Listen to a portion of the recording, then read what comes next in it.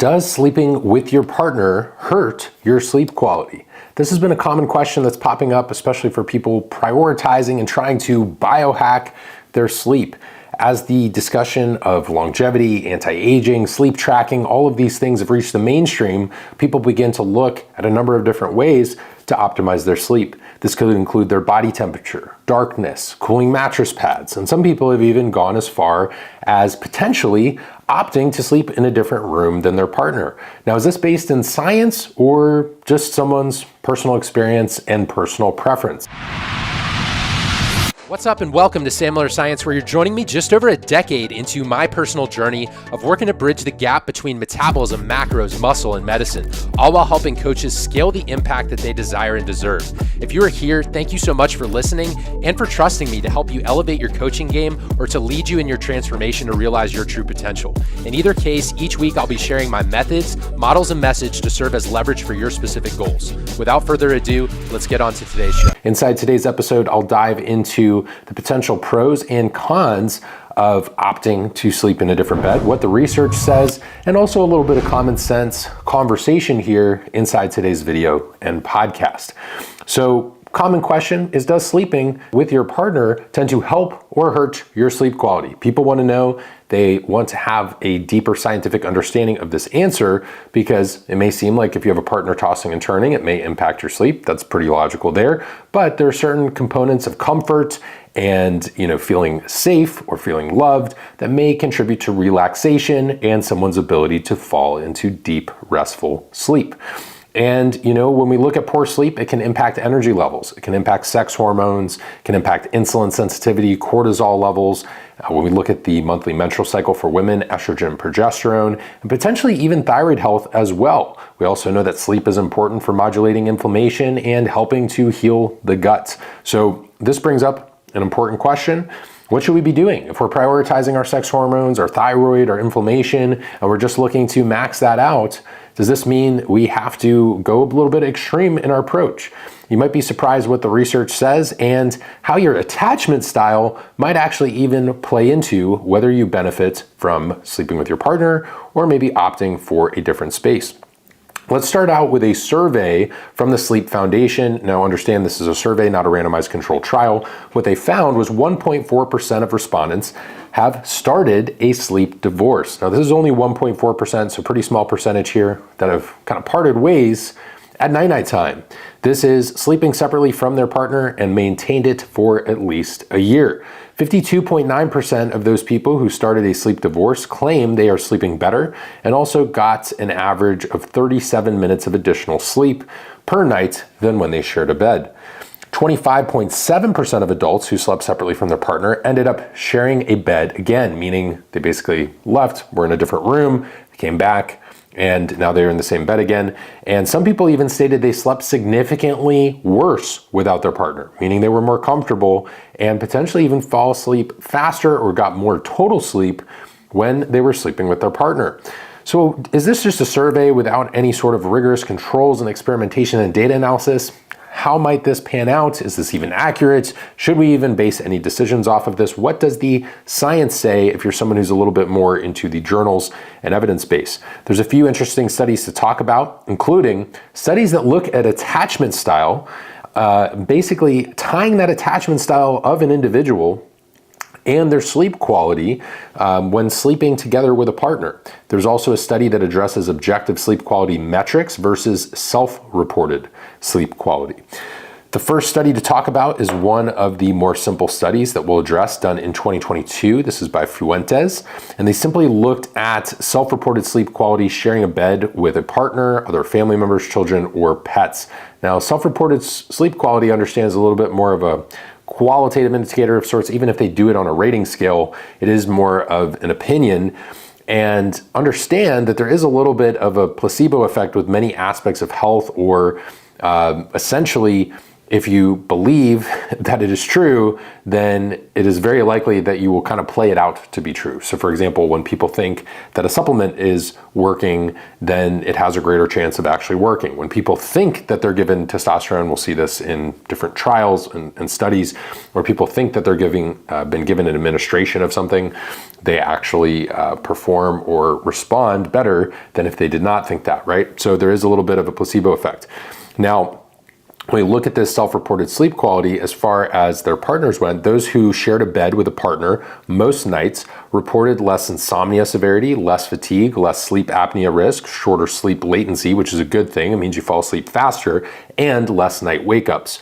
All of the other possibilities of bed sharing were the exact opposite. Those that had to share a bed with other family members, their children, or pets all reported worse insomnia, more daytime fatigue, higher latency, and more night wake-ups, as well as higher subsequent daily stress levels. We know sleep is a very important part of having that resilience during the day. So if you get that rest at night, may help you to deal with and combat life's daily stressors.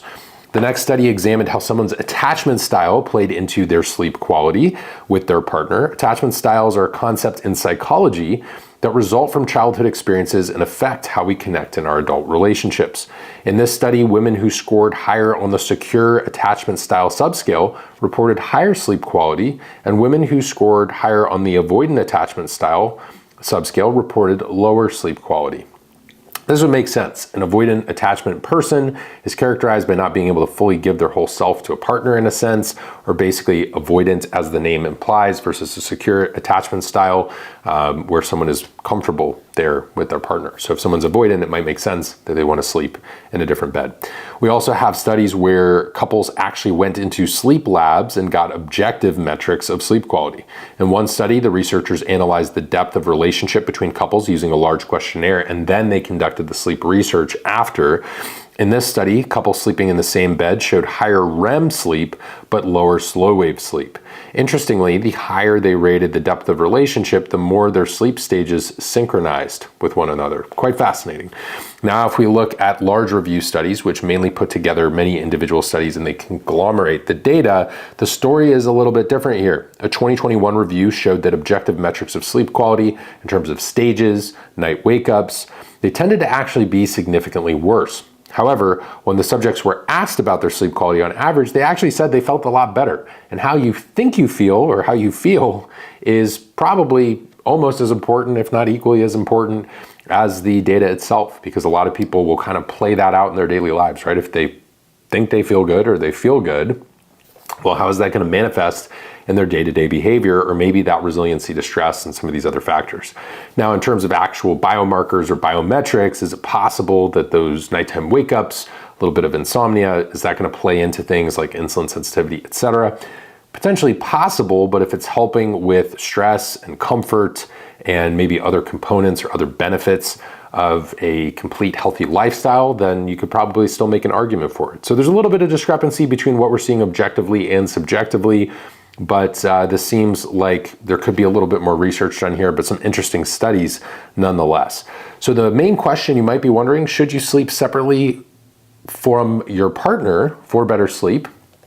And as I mentioned towards the start, this is actually going to be individual based on your personality and your relationship, as well as other things that might potentially keep you up, as well as your partner's sleep hygiene, as well as your sleep hygiene. Those are going to be, paramount considerations when thinking about something like this. For example, in some research where subjects got better sleep apart, they cited the main reasons as being too hot in bed for comfort, partner moved too much, snoring and or sleep apnea kept the other partner up. These reasons can be mitigated in a number of ways. So for example, cooling mattress pads, keeping ambient temperature lower, opening a window during cooler months, keeping a dark room. You could use earplugs if you do have someone who tends to either snore a bit or potentially has a little bit of apnea. But mouth tape or CPAP could be another thing to consider for breathing, because nasal breathing is obviously going to be a little bit less loud or obtrusive than someone who is heavy mouth breathing during the night. So we can consider that as well. And if your partner's moving too much, well, if you're sleeping in a queen, it might be time to upgrade to that king size bed. Unless you're rocking it Step Brothers style and you build your own bunk beds, then I guess you can do it that way too. You'd technically be in the same room, but you'd have your own bed. So when we look at the science, we understand people have their own sort of subjective feelings of well-being and ratings of sleep. There are still important considerations in terms of individual sleep hygiene and couple sleep hygiene, and how being in that routine, keeping that cool, dark room, and maybe even sleep supplementation and meal timing, these are things that are going to play into each individual's quality of sleep. Now, if you do feel more comfortable, at peace, relaxed, that's probably going to help your sleep latency. It was super interesting to see how in one of the studies ended up leading to improvements in REM sleep, but maybe some changes in slow wave sleep. But for some people, that could actually be a good thing. There are a lot of individuals, from what I've seen, especially in active populations, just in observing Oura Ring data and other types of sleep trackers, and sometimes people tend to be a little heavier on the deep sleep side compared to REM in certain client populations. And so for some individuals, maybe getting more REM could actually be a good thing or balance things out for them a little bit. So understand there's a lot of different things you can do to improve your sleep environment and optimize your individual sleep. And then your decision in terms of what you want to do and where you want to sleep and how you and your partner prefer to get your rest and recovery is ultimately going to be up to you. And I wouldn't let the research tell you otherwise. Part of it is figuring out your personal preferences and what is individually going to work best in terms of your recovery and getting the best night's sleep possible. We know that sleep's important. We don't want to turn it into this super stressful thing where I see a lot of people sometimes take some of these concepts, and I'll see videos on Instagram or I'll see written content about it, and it's really making people worry about things that maybe shouldn't be a huge cause for concern inside their transformation if they're otherwise currently successful or things are moving in the right direction. So we want to make sure that we take this in context and have the appropriate priorities and big rocks when it comes to our health, fitness, nutrition, sleep, and recovery. If you enjoyed today's episode, please consider sharing the show. You can do this one-on-one with a friend or leave a 5-star rating and review. There's loads and loads and loads of hours of free content, both in the audio feed and on video on YouTube. And if you enjoy that, one way to say thank you and kind of give me that virtual fist bump and high five for my team and I is to support the show. Make sure you're subscribed, leave a thumbs up, leave a comment, rating, review, or just post it on your social media. You can tag me, I'm at Sam Miller Science. This also goes a long way to share the work that I do with the world. We have a team that supports on the media side in terms of video and audio, folks that help with research, and also the time that goes into recording and reviewing this content to make sure that we are able to create these shows consistently for you on a regular basis.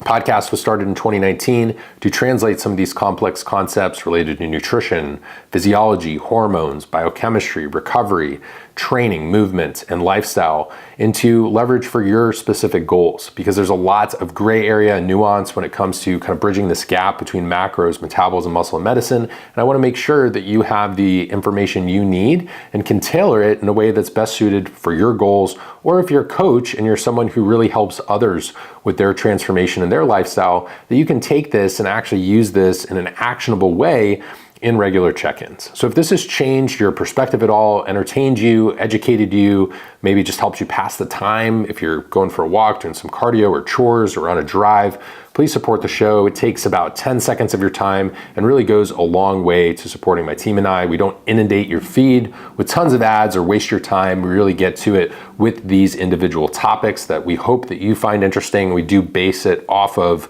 audience questions and feedback when designing content each month. I appreciate you guys tuning in, and I never take it for granted that you're spending part of your day with me. Thank you so much for listening to today's episode, and I will talk to you in the next show.